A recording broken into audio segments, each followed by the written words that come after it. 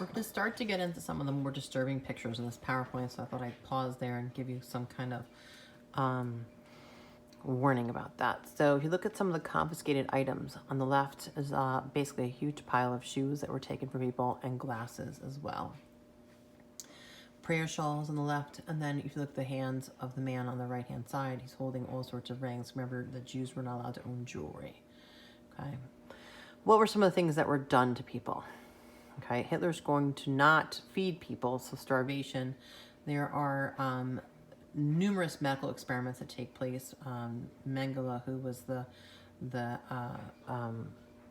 Minister of Health under Hitler, that pretty much was going to be doing all sorts of experiments on people, particularly twins and women and children. Okay, forced labor, we've talked about already.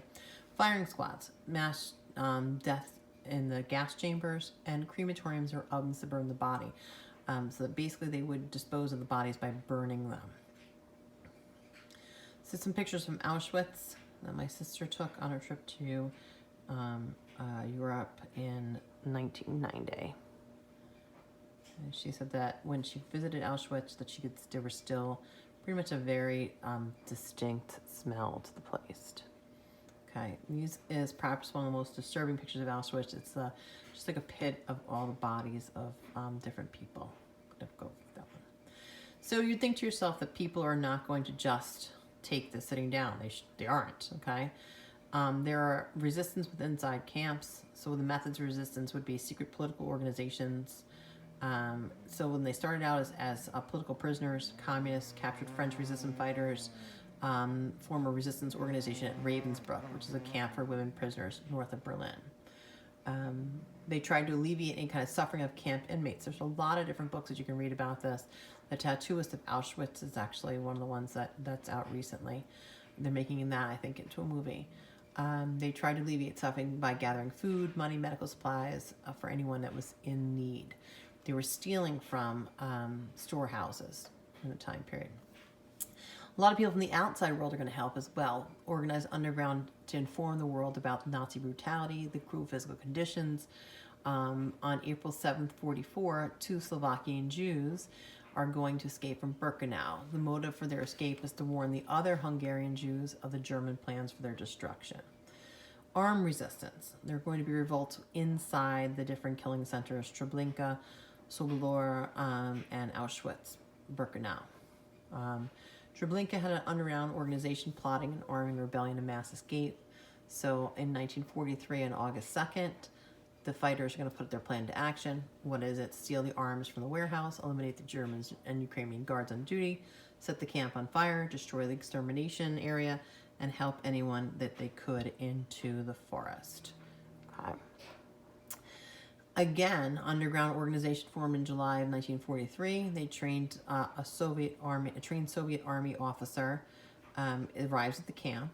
That's probably one of your big mistakes, is you mixing somebody in like that, the general population. They recruited him. They placed him in command. They lured the SS officers into storehouses, attacked them with axes and knives. They seized the Nazi weapons and then the ammunition and set the blaze to the camp during roll call. 11 of the Nazis in the camp were killed, including the camp commander, and 300 prisoners escaped. So it's pretty successful. Auschwitz-Birkenau. Underground network of Jews and non-Jews planned to revolt. Most of the non-Jewish underground backed out. Okay, the underground leaders issued orders to give up the revolt. And October 7th, 1944, in an act of desperation, the prisoners blew up one of the 4 crematoriums. 600 prisoners escaped after the explosion, but all were either captured or killed as they left. There is also spontaneous resistance in Auschwitz. Okay, the Sinti and Roma in the Gypsy camp were interned by 1943. In 44, the prisoners of the Birkenau Gypsy family learned about the camp's administration intended to gas them. So when they showed up to take the last 6,000, the guards met resistance. They had knives, pipes, guns, stones, okay? The guards shot some resistors. They moved 2,800, almost 2,900 men, women, children to the gas chambers in the dead of night to avoid having another happen. So this is where it gets a little sobering, the statistics of things. Okay, So perhaps the most famous of them is Auschwitz, which is basically an extermination labor camp. About 1.5 million people die there. In Dachau, in Germany, from 33 to 45, it's a labor camp. The estimated deaths are like less 31,000. In Poland, in Chełmno, it's an extermination camp, so you're going to see the deaths are a little bit higher, 153,000.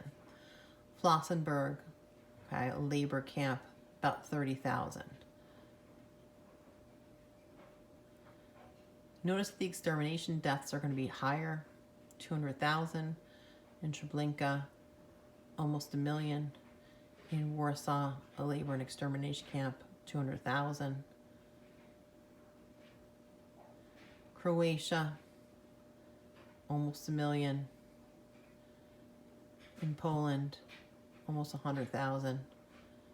The labor camps, 90,000 in Ravensbrück, and almost 100,000 in Austria. Some of the 6 million European Jews died in death camps, but there are about 4 million that survived. Okay, so it's going to leave a mark on you. They escaped the horrors of the death camps with the help of the non-Jews. They're going to be changed drastically by what they saw. Some of the famous Holocaust survivors, okay, Simon Wiesenthal, Otto Frank, Anne Frank's father, Tom Lantos, who was a U.S. representative, congressman, Cardinal from Poland, Leon Blum,